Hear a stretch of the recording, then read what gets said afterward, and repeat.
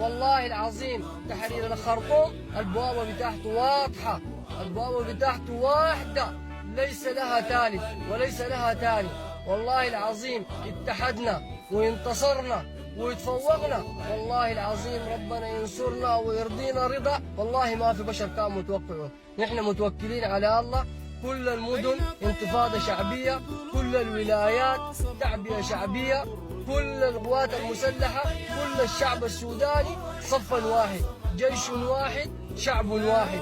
نحن بالنسبة لنا بإذنه تعالى متوكلين على الله، ما في رجعة والله، واثقين الثقة عمياء في ربه سبحانه وتعالى إنه حيوفقنا وإننا حينصرنا. زي ما العدو بيصور نفس الفيديو ده يقول لك أنا جايك في مدني وبتلقاه في نفس اليوم خشلك جوا مدني، والله نحن ما نخاف إلا من قائل الحق، وما نخاف إلا من ربه سبحانه وتعالى. نحن جايينك يا العدو في أي مكان كنت، نحن جايينك من سنان، نحن جايينك من سنجة، نحن جايينك من الفاو، نحن جايينك من القضارف، نحن قايمين لك من جوا الجزيرة، نحن جايينك من نهر النيل، نحن جايينك من الشمالية بإذنه تعالى. كلنا على قلب رجل واحد وتحت قيادة واحدة وهي قيادة القوات المسلحة، كلنا صفا واحد مع القوات المسلحة، ما عايزين متخاذل. وأي زول يقول لك أنت كاشف موقعك وأنت موري العدو جايك، ده زول متخاذل وده زول جبان والله.